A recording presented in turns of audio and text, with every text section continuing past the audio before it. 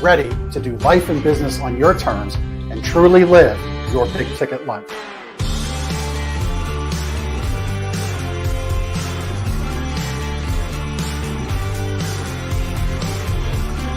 You either make excuses or you choose to level up. What amazing guests living the big ticket life. Woo! Woo! Brandon Britting here. Appreciate you having me here today, man. It's that kind of discernment, that kind of focus, that kind of forward thinking that's so important if you're going to succeed in business today. Jeff and I are like friends. We're real friends. We are And so you unlock fortune and freedom without all the stress that normally comes along with it. It all comes down to your why. You know, your business, why are you doing it? You know, how is it going to change the world and what's it going to do for your family? I want you to celebrate your success. Talk about the struggle, but I promise you, the story is in your struggle. They'll never be able to say that about me because people only see me working hard in anything that I'm doing whenever they see me. Focused on your success and the success of those around you. But being that constant in your community, good or bad, whether things are great in the community, bad in the community, be steady. Unapologetically do business and life on your terms and truly live your big ticket life. What amazing guests living the big ticket life. And we discuss how they do it and the big ticket methods they use. The things that make your life successful so you do life and business on your terms. In and of itself, the only limitations that we really have on ourselves is the ones that we allow to be put on ourselves. And most people don't look at it in that perspective. There's nothing wrong with being humble, but there's also nothing wrong with stepping into your superpower and letting people know who you are.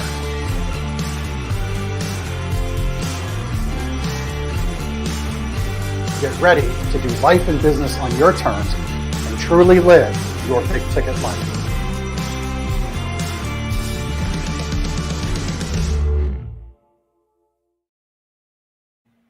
Well, there it is. Ashley, you have the pleasure of being the first person to be on the show with the newly updated intro. You saw our cast of amazing friends, which you are one of. You are one of, so you probably saw a lot of. Also amazing. They got me all pumped. Yep. That's right. That's right. So I am pleased to have Ashley Herrera on the show today. I met Ashley through Apex Executives, and she's this quiet person who, she carries herself with this quiet confidence, which I really, when I kind of was looking through the room, like, hey, this is an interesting person. And then we got to know each other a little more. She's a mother to 2 sons, a wife, and a fierce leader. She holds nothing back to help her clients achieve the American dream of home ownership. On top of all of that, and I double checked in the pre-show if we could talk about this. She has begun land and housing development, which I think is like just a very cool, major, big, like power move. So we'll talk about that. And on top, right, there we go. And on top of all this, she lives the big ticket life. She just got back from 2 weeks of back-to-back vacation, which is awesome. So kudos to that. Welcome to the show, Ashley. Thank you, Jeff. I'm so excited to be here. And wow, that intro, Jeff, that was awesome. Got me all pumped up and I'm ready. Let's do this. Yeah. Well, it's the power of being in the right room and having the right team. And I'll take a moment to thank our producer, Chris from Cast Ahead Productions. Chris Stone is a fantastic guy.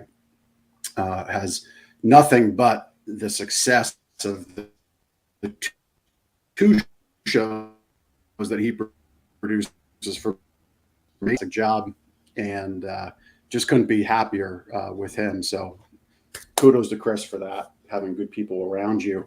So Ashley, let's jump in. First and foremost, what are your boys' names?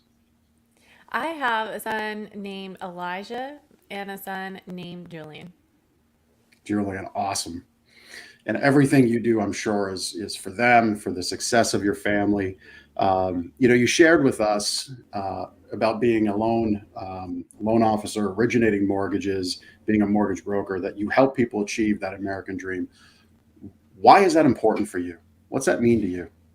Yeah, so I got into this business because I used to be that person who had no idea what it took to be able to become a homeowner. I literally thought that you just find a house, you call the number on the sign, and magically it was going to be your house. Well, that's not the case. Um, I was that case study. I called the number on the sign, talked to the real estate agent, and one of the first questions she asked me was, "Are you pre-approved for financing?" I was like, yeah. And honestly, I had no idea what she was talking about. So, of course, me, I had to go do some research. And from there, obviously, I now knew that you had to get financing. So, if you didn't have the cash to be able to purchase a home, you had to have a loan to be able to purchase a home. And that was one of the major driving forces, as well as being able to provide the opportunity for people who aren't able to get into homes, that possibly don't have the highest credit score, maybe had some things happen in the past with their credit history, and, just finding that way to be able to get them into their home. And that's one of my biggest passions, because I feel that every family should be able to provide a home that is safe, that is something that they can take pride in, and possibly, send it down to their kids or their grandkids. So that's a part of my passion and something that I love to do. Yeah, yeah. So follow up question to that: are you in your family? I love that you say creating a home that can become this generational point of focus, whether that's to be passed on or you know Sunday dinners. Like as a child, we went to my grandparents' house for Sunday dinners. So for you, are you the first in your family? Are you one of the first to have home ownership? Is that a Yeah. normal thing? Yeah, so coming from a family that didn't really have much growing up, I was the first to be able to purchase a home on my own. My parents haven't even purchased their first home till this day yet, which is going to happen pretty soon for my mom. But yes, that was again another driving force, is to be able to help people obtain that. Um, Again, coming from that background where that wasn't maybe a possibility, or it's just the education and understanding that there is a possibility for somebody to be able to become a homeowner, regardless of their credit or regardless of what kind of situation they're in. Right, right. So without obviously you've got privacy and things like that. Are there a handful of people that you could highlight like as a big time success story? So where maybe they thought this is just not going to happen, but it comes up in conversation. Hey, Ashley, here's the reality. I don't know if owning a home's even a possibility for me, but what do you think? You got anything like that that you can share? Yeah, I have lots of stories like that. So I can start with one. I had a mom who came to me. She was a single mom. She had two children, and she literally thought it was no way possible that she was going to be able to handle it on her own, to even think of that she could own a home for her and her two children because she was by herself.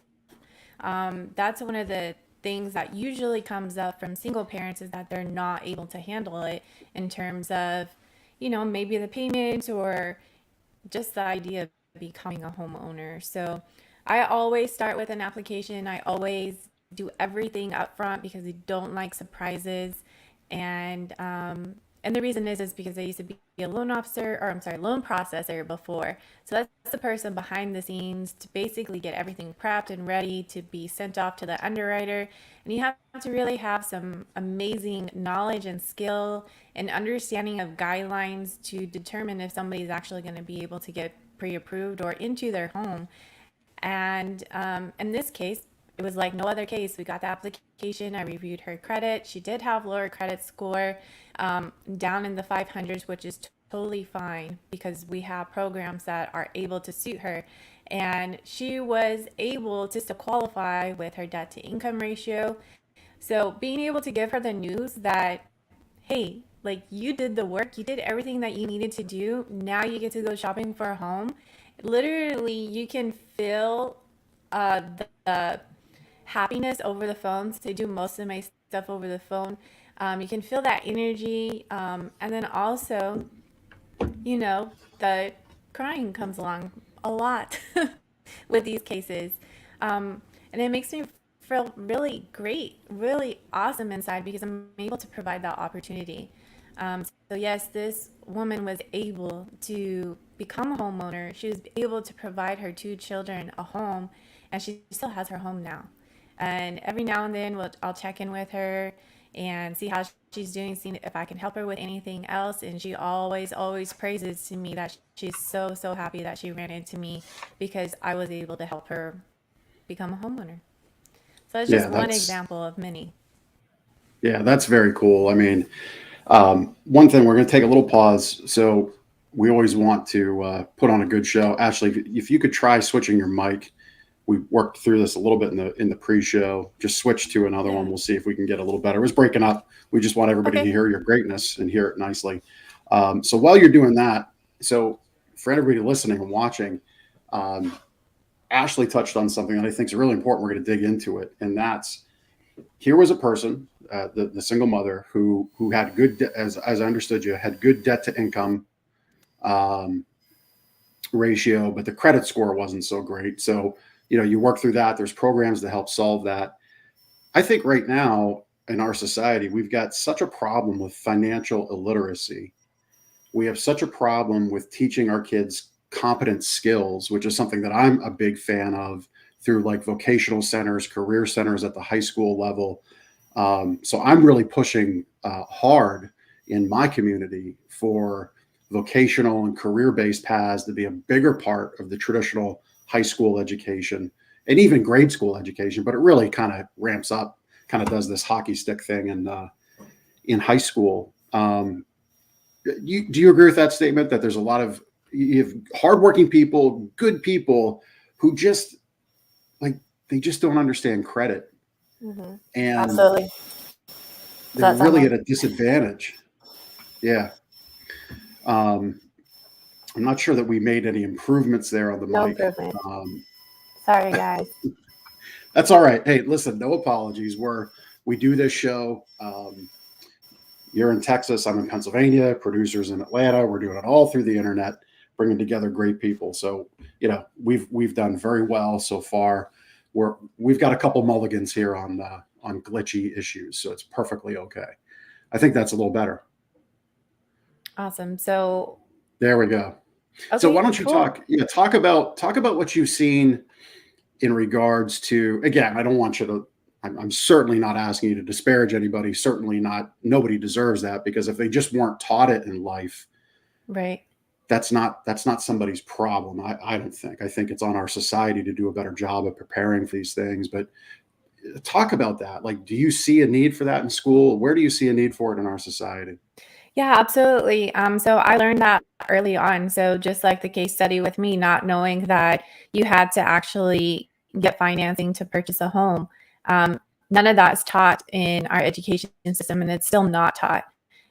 That is one of my goals leading on to with my development and my construction business, is to be able to provide scholarships to where is focusing more on those trades and not so much maybe the college route. But I 100% agree that in our education system, we have to really step it up because our children are not in a position when they come out of high school, even going into college or whatever trades that they're decided to go with, to become an adult. I mean, literally at 18, they're kind of getting pushed out into our society, and you have to become a grown up and make decisions. And whenever it comes to money and understanding what you need to do to be able to successfully purchase a home or a car, there's credit involved. And whenever credit is not established, that's a major issue when it comes to purchasing big ticket items. So Yep. yes, I agree. I and other people are going to make some changes to be able to help our society, to be able to better our children, to be able to get them educated and ready to become an adult once, they're pushed out of that 18-year-old system of becoming an Yeah. adult. Yep. And a mutual friend through Apex Executives, Jose Rodriguez, he's beating that drum in a big way with Got Credit. I believe his website is now officially gotcredit.com. I think he made an announcement the other day that that's his official domain now. And I know he's taken it up to go into schools in northern New Jersey where he lives and talk with students. So I think it's a big thing for me as a business leader, a business owner, leader in the community, which I don't wear that title to wear it, but I do find this topic of preparing our youth for life important.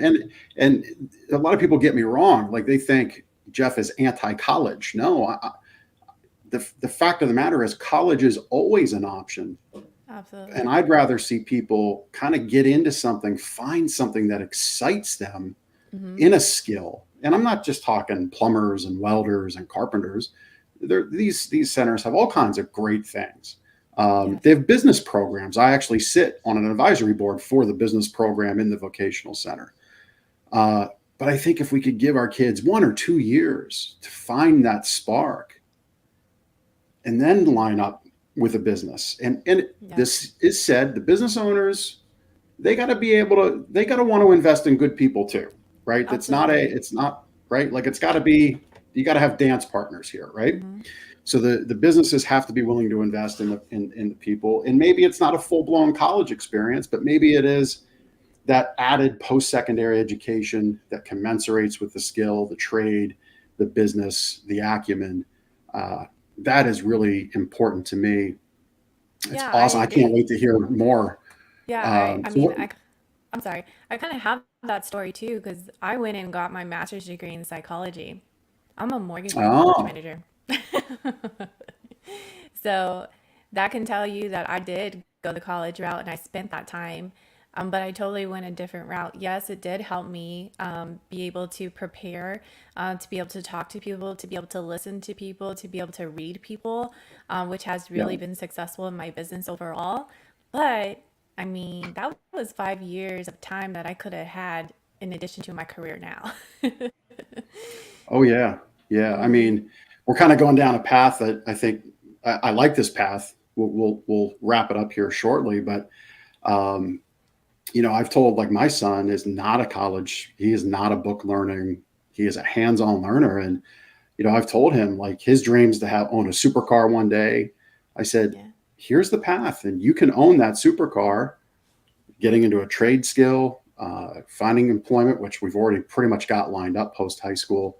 Um, and if you control your money and you're financially literate, by the time your friends graduate college, you'll have that Audi R8, Oh yeah. and that's his dream. That's what he wants. So again, it's not to say that college is bad. It's just, I think our education system's really backwards. And I'm so happy that you're in this financial literacy path. Because we need more people in our society doing what we're talking about here. I think it's very, very important. So it's awesome. Thank you. So let's so you went to college for psychology, graduated with your degree. How'd you get into loans then? Well, while I was in college, I had to have a job to be able to live, so, pay my bills, and I Right. had gotten a great job as a teller at one of the big banks in our community. And I started there, then I became a teller manager, and then I moved on to be to a different bank where I was able to start processing for real estate. And from there, I had another opportunity to grow, which is always, always on my to-do list, is to grow, to get the next big thing. Like, what can I do to be able to better myself and my family? So that's where it all kind of started. Although I was in college, focusing on that, I had that job, and then real estate just became something that I was into. I was good at the processing part of it, and then I hopped into the mortgage world, which is a totally different world from banking all in itself. And then I started actually started as a loan officer assistant for a really great loan officer who had business all the time. So I would see that she would have incoming business, and I'm like, wow, she's doing awesome. Just really somebody that I looked up to. And then I eventually became my own processor. So I had my own contracting business processing loan officers' loans. And then I had to leap in to become a loan officer. We're kind of in a position in the market where I didn't really have a choice. So my loan officer that I was working for, she's like, nope, you're going to be a loan officer. Get ready. I'm like, okay. So I was kind of pushed into it, although I already knew that is something that I wanted to do because I saw how much, the monetary part of it that the loan officers were getting versus what I was getting as a processor. And I was kind of doing all the work. Like, I got everything together, basically all the work for much less. And becoming a loan officer, what I didn't know is you had to be a really good salesperson. That's basically what you are, a salesperson. And Right. when you're a loan officer, and I quickly learned that if you don't do something to be able to get business, you're not going to get paid because it's 100% commission business. So I had to get off my tail and do something about that. But that's how I got into the business, just starting from the bottom and working my way to the top. So you touched on a couple of things there. First of all, you had a mentor, which was great, and it was a woman as a mentor, Hmm. which I'm guessing, like most businesses, uh, loan processing, loan brokerage, loan origination is male dominated. Oh, Is yeah, that fair statement? Okay. absolutely. Um, and you shared kind of the same genesis, the same career pathway as Amy Stuman. Amy Stuman's hosting the Women of Apex event, which I had those ladies on the show a couple weeks back to talk about that event coming up April 15th. If you want more there, you can go womenofapex.com/2022 and check out more of that. Wonderful. Ashley's going to be there. I'm going to be there because I'm sponsoring the event for some of the festivities of the day. But Amy talked about in the financial space, same thing. Like you both saw like, hey, we're doing all this work, but we're not making the money. Amy Yeah. saw it as all I have to do is take that risk. So what was that switch for you? Was it that push from your mentor, or was there another switch that you had to activate to take that leap? I think it was a combination for me because I was literally almost there, but then that push was like, "Oh, you have no choice. You're doing it." So I was very very scared whenever I first started because again, coming from getting paid, per file with the loan officers who had great volume, and then being 100% commission without knowing the ropes whatsoever to be able to get business. Um, but again, that didn't stop me. That didn't stop me from continuing and figuring it out. My mentor, she pushed me in, but she didn't teach me how to be able to get business. So that's something I had to learn on my own. Right, right. So putting your psychology hat on. So for Amy, it was the realization I need to take that risk and I'm going to go take it. Right. So that was her switch. For you, it was that push and the realization that there's a lot more reward on the other side, but you knew you had to go still like acquire, build the funnel, right? Go Yeah. do the work, as we like to say. Hmm. From the psychology perspective, there's a lot of folks that kind of hit that wall, right? Some people call it imposter syndrome. Some people call it fear. What do you see people struggle with in taking that leap, making that move? What do you see from your perspective, your learning, your real world experience that holds people back in any situation? Yeah, honestly, I think it boils down to taking action. That's the biggest thing. Like, although at that time period, I didn't know what I needed to do, I had no idea how I was going to get this business, but I had to do something. And the only thing I knew at that time was Facebook. I knew that if I can just go out there and find people who needed my help, um, educate them on what it is that finance or, having a home loan means and what it can get you. Ultimately, just taking that action and doing it. That's where I see a lot of people fall. Although, yes, you have that imposter syndrome. Like at that time, mine was really high. How can I become this loan officer that I'm, I see that my mentor and she's doing like hundreds of thousands of dollars a year. Like, how can I become that person whenever I thought, like $2,000 a month or $1,000 a month was a lot for me.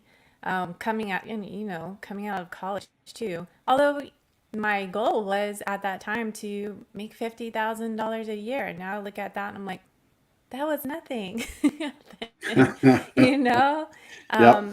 but again, it comes back to that action, just taking that action, taking one step at a time, doing what you're going to say you're going to do, and just doing it. Yeah. Yeah, so I mean that leads on to pretty much anything that I do in life. Even with the development and construction, it's a whole different ball game there, but just took action and did it, and we can talk more about that too. Yeah. Yeah. So it just dawns on me. What year did you graduate college? 2010. 2010. Okay.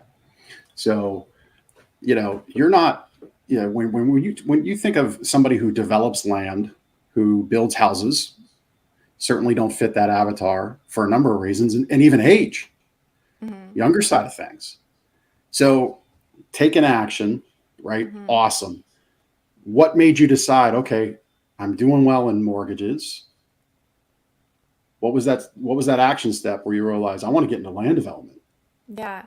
So I've always wanted, I'm big on like design, and I love the fix and flip, and of course, watching HGTV. Yes, we know it's a reality show, but reality can become like something that actually happens. Again, putting that action into it.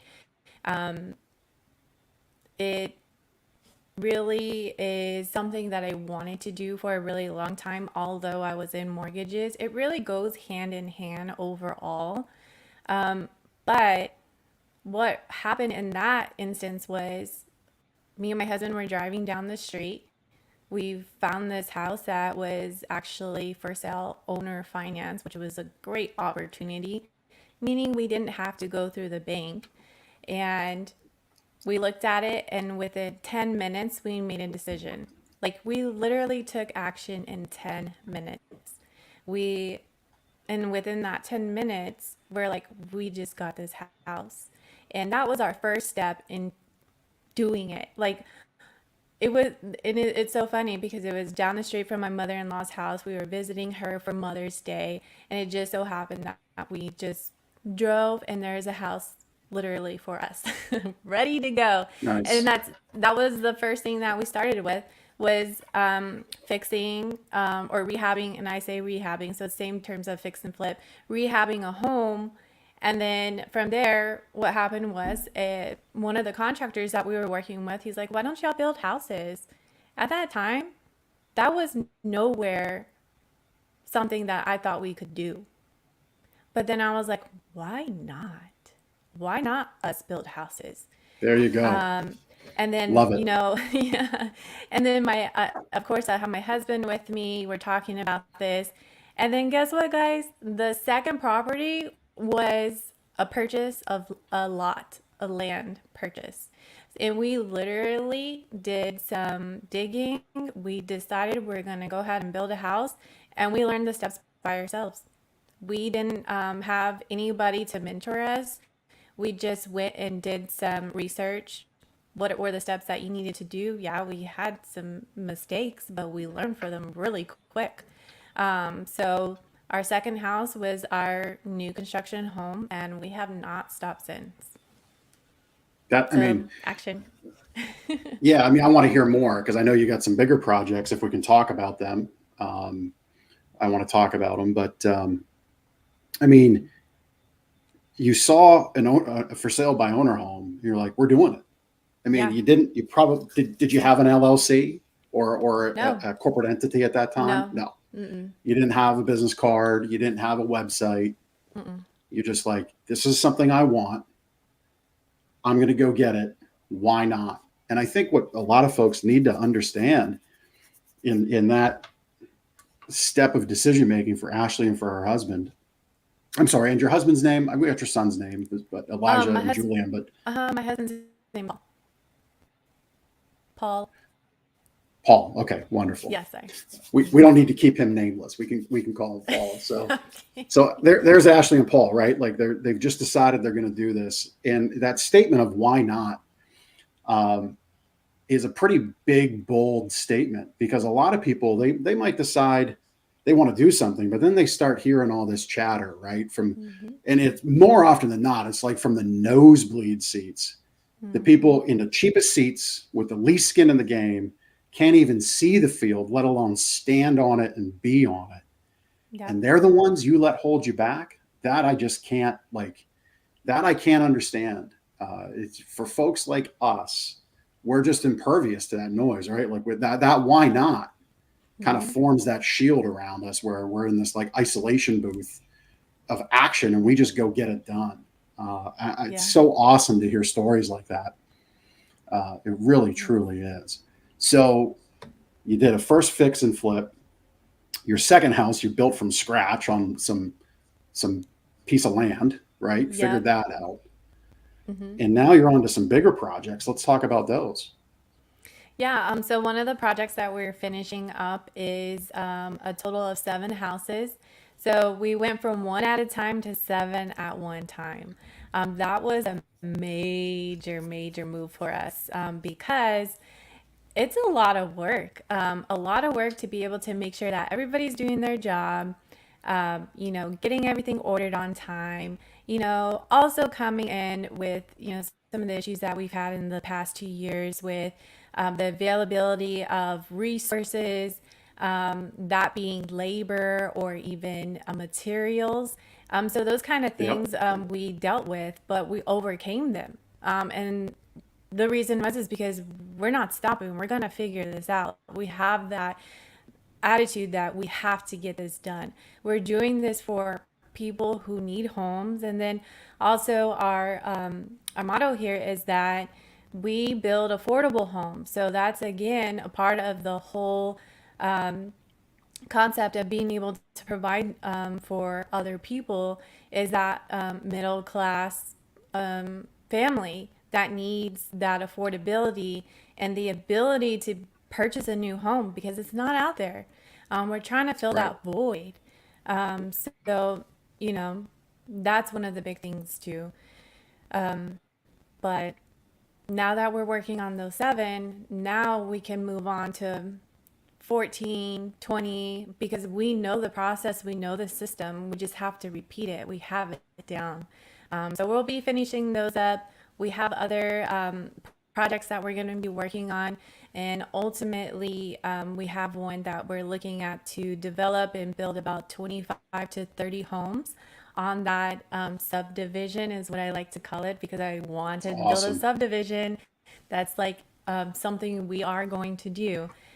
So pretty exciting because, all it really started with was just this idea that I wanted to get into that flipping or rehabbing business, but it turned into something even greater. We're building houses now.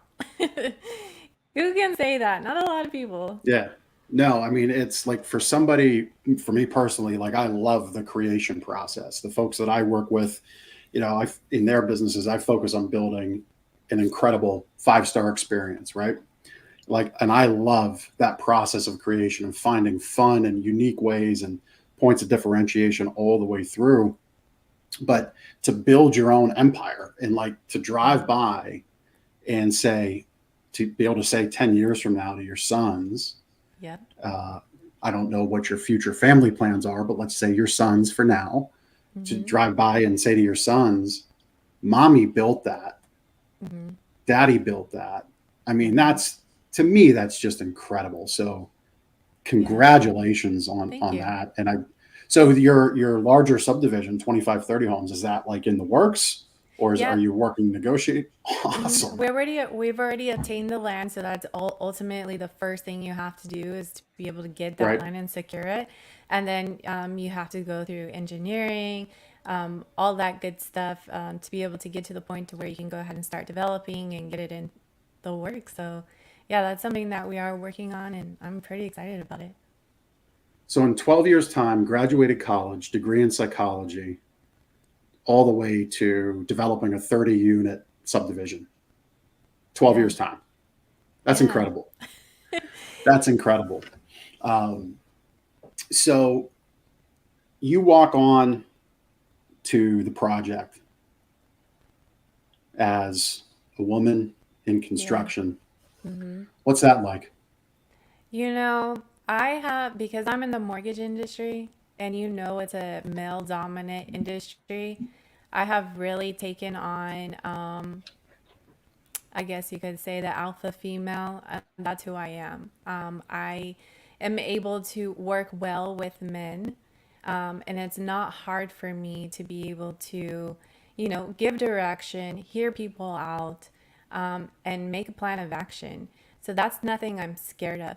And I think that really helps me as a woman and the construction industry because I'm not scared. That's There you go. Pretty succinct answer. Not scared.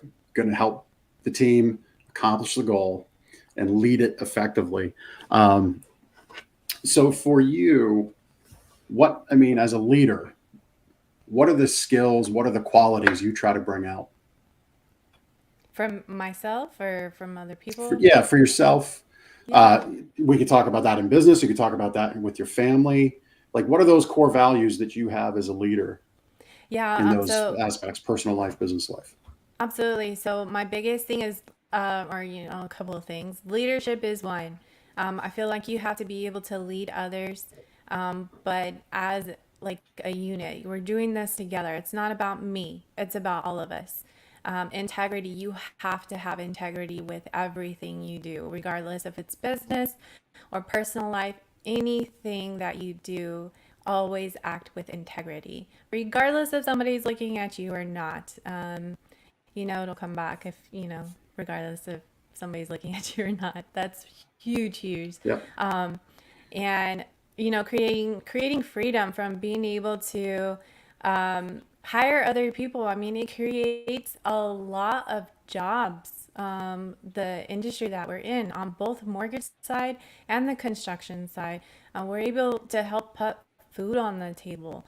And then also creating that freedom lifestyle for my family, their family, building that legacy that we ultimately are striving for. And then always working in excellence. So we always have to give our best in everything that we do for ourselves and everybody around us. So excellence is huge for us. That's a big thing for both my mortgage business as well as the construction business. We want to do everything with the best possible service that we can give. And again, excellence, it just has to be the best. So I don't know if you noticed, but that creates an acronym of LIFE. So leadership, integrity, freedom, and excellence. So we're creating a life of legacy. Love it. Love it. That's very cool. Life, leadership, integrity, freedom, and excellence. That's awesome. Thank you. Very, very well thought out. Easy playbook for everybody to execute on. I mean, I would imagine as you're talking with your crews, has the conversation ever gone down this road of, look, here's what we're really building here. We're building security. We are building freedom. We are giving people who otherwise would not have this opportunity safety, shelter, generational change. I mean, is talk about that conversation. I mean, I think that is really just incredible what you're doing. Yeah, absolutely. So everybody who's on our team, they have to have that same mentality behind it. That's how we hire people. I mean, of course, we'll come into people that are doing their job and it feels like they're in tune with our core values, and then something happens and it's like, oh, you're not meeting that integrity that we talked about. So we're probably going to have to find somebody else. So yeah, that conversation is something that we believe in, and everybody on our team has to have that same mentality. It is something that we strive for daily. It's not just working on the business; it's also personal. So that's a conversation we have with everybody, so that we're all on the same page and working as a team. Yeah. Yeah. Very, very cool. So obviously you're busy. You've got two businesses, really. Um, is there any other businesses that have spun off of the development, or are we just standing at two? Not That's that where we're that's not at. a not, okay. Yeah, that's where Yeah, I we're say at that now. like, come on, Ashley, have five, right? Um, okay. So you got the two businesses. You've got family. You've got your sons. You've got your husband. Um, Obviously that matriarchal role, that woman role in business is interesting.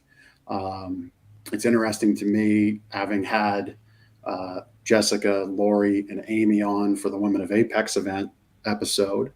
But what's your perfect day look like? What's the day you want to execute on for your family, for yourself personally, for your business endeavors? How do you balance that? Well, a perfect day would be for me to not have to really check in. I mean, we want to get ultimately to that point of life where we can hire people who are in line with our core values and that we can trust them, to where I can just check in periodically and I can ultimately spend time with my family. That's my perfect day, is literally waking up, taking my or getting my kids ready, taking them to school, working out, talking about what I want to do. Maybe that's look at different businesses, something I want to invest in, and then check in periodically with my team to see how they're doing, and live the rest of my day with my husband. So that's where that freedom comes in, to where I just want to be able to get to that point to where I don't have to worry. I don't need to check in, micromanage people, because they already know what they have to do. I love that answer, because really you're speaking my language when I work with folks. I say the number one goal of you owning your business should be for you to shift into that investor seat. Hmm. Um, as Ashley shared it, the check-in seat, right? I get to go live my day, take my kids to school, go do the homeroom mom thing if that's needed that day, go have lunch with my husband in the afternoon, explore another investment opportunity. But none of it is answer the phone, return emails, put out fires. Yeah, I talk to some people and they say, my perfect day would be I have all the customers come in, I handle them all, and they're all amazing. Like no gripes, no complaints. It's just I give them the thing, they give me the money, and that's my perfect day. Hmm. And I say to people, listen, if that's truly what you want in life, if you have no other goals to check, no other dreams to fulfill, and you're completely happy, so be it. Yeah. If that fulfills you. But if you feel like you got more to give, it's getting away from that kind of stuff. Hmm. That's really important. So, from being what I call Chivo, right? I got to watch my camera framing here. Um, what I call Chivo, so like chief everything officer over here, you're doing everything, to Yeah. being in that investor seat over here. So, where are you on that scale right now? From here, here's an investor, here's the chief. I think I'm Chivo. probably Yeah. Chivo. Chivo, chief everything officer. So I think I'm probably like around like right here. So Okay. well past the middle from being Chivo, because that's not what I want anymore. I used to want that. I don't anymore. A lot of And a lot of people take glory in that. They like wear it as this like badge of honor, and to me, it's just not.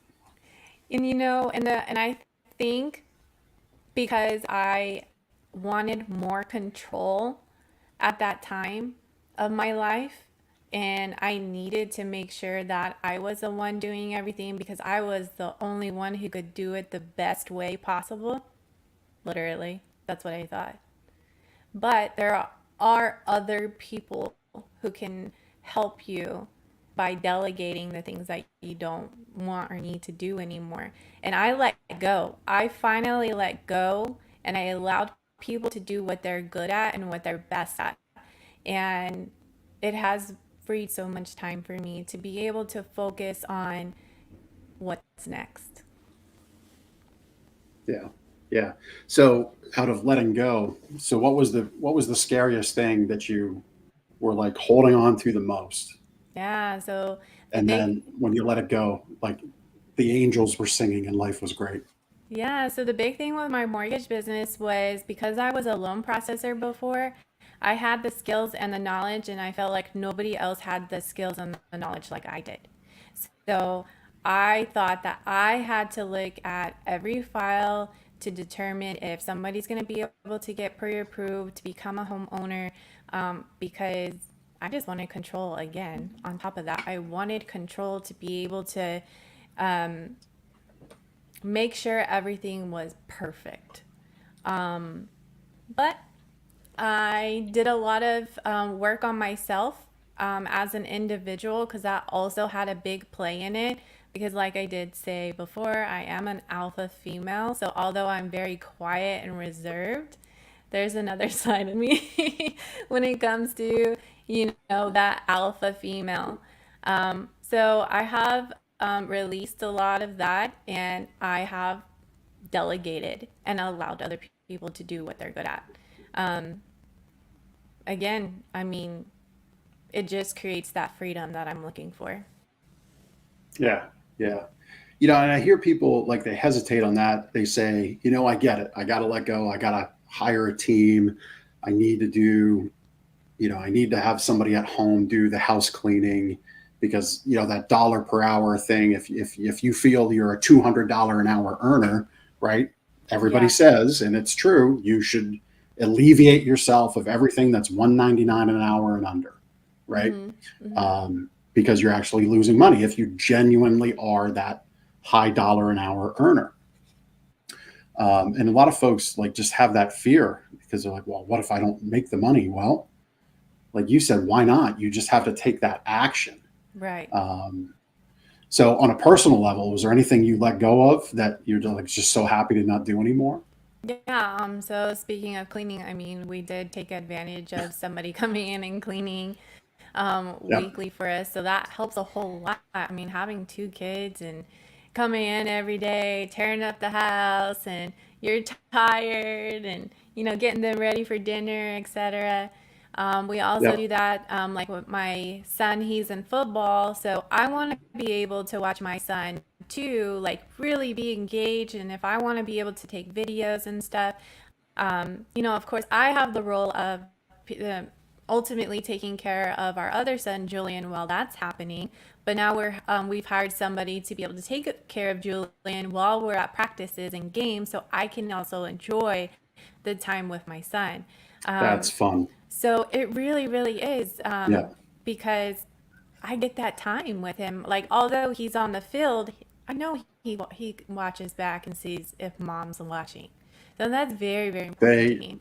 yeah, you're tugging at my heartstrings right now because I coached youth football for 5 years. I had some amazing parents, and then I had some parents that were, divorced, using the child as a weapon. I had parents that were absent, and I can tell you unequivocally, Oh yeah. the kids that had parents in the stands, they didn't always have to be married, but the kids that had a parent there watching or a family member there watching, they were just so happy, Oh yeah. so excited. And I would do everything I could, coaching, 20, 30, 40, depending on which year, which age group of anywhere from 7 to 11-year-olds. I would call it out like, your mom just saw that tackle. That's awesome.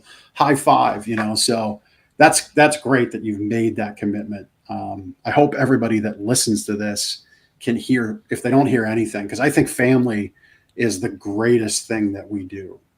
Oh yeah. I truly, truly believe that. So please be a present parent at your kids' stuff, whether that's football, theater, music. Don't be, I'm on video right now. Don't be like this at your kids' game, right? Yeah. Like I have my phone up, I'm looking at it because your kids see it. Oh yeah, they They do. no doubt see it. I've been guilty of it. I'm not going to sit here and say I'm perfect, but do everything you can. So having somebody to watch, like daycare or childcare, to watch the other child, that's such a power move right there. It really is, for your family. That's awesome. Thank you. Really, really awesome. So as we approach the top of the hour, I'm going to ask this question. What charities, what things do you focus on that you like to give back? What pulls your heartstrings in that regard? Yeah, absolutely. So of course, one of the things that we always do is tithing with the church, regardless of, availability of, funds. Starting out, I know that sometimes really hard to, you know, put money in that bucket when it's being passed around, but I encourage you to do that. I feel like that's one of the biggest blessings that we've had is, tithing, and it literally comes back. Another is the Champion Shoes. That is another charity that we enjoy because it supplies shoes to children who are in need of shoes. We probably don't even think about, the luxury of having shoes. But whenever you're in that situation, whether, it's a child or a little bit older teenager, and, they're walking around at school not with not the best shoes, or they're not equipped for PE, being able to provide that shoe, it could build somebody's confidence pretty quickly. So we love that. And then in addition to, with our new construction business, because we are focusing on trying to be able to focus on getting scholarships for children coming out of high school to look at trades. So whether that be HVAC, electrician, those types of programs, to be able to get them ready to start helping our society, with building homes, as well as becoming pretty wealthy pretty quickly coming out of high school. So Oh yeah. those are the main things that we're focusing on right now. Yeah. Well, to kind of run back your list, tithing. I mean, there is a faith challenge is the word that comes to mind, but it's right there in Scripture, right? To give back. It's right there in Scripture that if you have only a penny, to give it, right? So there is this faith base, there is this karmic goodness that does come back when you do commit to tithing. There's no doubt in my mind. We've heard in our circle, in executives, we've heard many, many times of how things come back around. And we don't do it for that reason. No. But, the universe provides, right? It just does. You referenced Champion Shoes. That's by, Mike and Tiffany Claudio. They're amazing people. Again, I can talk from my being on the football fields in the youth days. One of the things, and I forget the person, I would love to name them, but I forget, but it was one of the former coaches or one of the former board members. They started asking for donations of cleats at the end of the season that kids outgrew. And to be able to kind of take those kids that couldn't afford nicer cleats to shop, if you will, in the equipment shed, we'd clean them up, freshen them up, new laces, whatever. But like that, I can tell you, a kid, their belief in themselves changes, and it's so incredible. So if you have opportunity to give the Champion Shoes, you absolutely should do so. And I love the fact that you're focusing on the trades. That's one thing that I've taken to our local school board and have said, if we want to help our society out, getting kids from families that are lower income into these high skill trades not only helps the child, but quite possibly helps the family. It does. Because these kids 2-3 years post high school can be making 50%, 100% more in income than their parents have maybe ever earned. And the generational shift that has, the ability that positive ability that it has to make is just astounding. So awesome on you for being that change agent local to you. So I've thoroughly enjoyed our time together. I really Yes, have. me too. I knew I this would be a enjoyed it. good show. If people want to connect with you, what's the best way to do that? Feel free to plug loans. Feel free to plug your houses. I'm sure you've probably got like all of them sold by now, but Yes. how do people get in touch with you? So one of the main ones is my website. It's ashleyherrera.phonesites.com. That will pretty much have everything in there for any type of contact you want to make. So it basically just has those buttons for you. You click on what your need is and get in touch. So again, with the mortgage loans, guys, don't be afraid to apply. We work with credit scores down to 500 for FHA, no minimum for VA, and we have other types of programs that will be able to assist you if you qualify for those programs, to be able to help with your down payment. So the types of programs that we have available gives you that opportunity to become a homeowner, and don't be afraid to just take action. Awesome. Ashley, this has been great. I guess I will see you later this week in Texas. Is that right? Yes, sir. I'll see you there. then. And then I'll see you at the Women of Apex event later in the month. I will be there. Yeah. Awesome. All right, Ashley, this has been a joy. Thank you so much. Honored to have you on the show. Keep kicking butt and taking names. And thanks for being on The Big Ticket Life. And we'll see you all next week on next week's episode. Get ready to do life and business on your terms and truly live your big ticket life.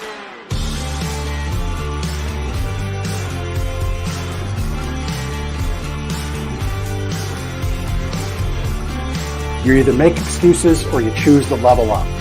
What amazing guests living the big ticket life. Woo! Woo! Brandon Brittingham. Appreciate you having me here today, man. It's that kind of discernment, that kind of focus, that kind of forward thinking that's so important if you're going to succeed in business today. Jeff and I are like friends. We're real friends. We are like So- and so you unlock fortune and freedom without all the stress that normally comes along with it. It all comes down to your why. Your business, why are you doing it? How is it going to change the world, and what's it going to do for your family? I want you to celebrate your success. Talk about the struggle.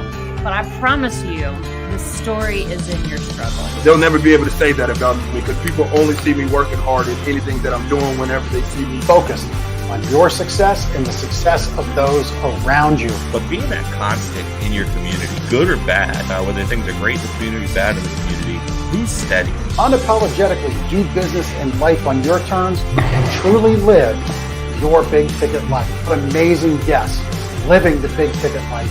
And we discuss how they do it and the big ticket methods they use.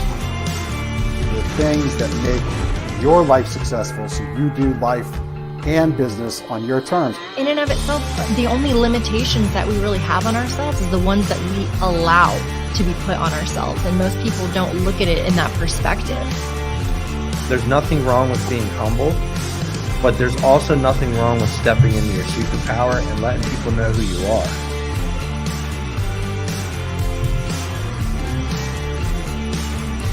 Get ready to do life and business on your terms and truly live your big ticket life.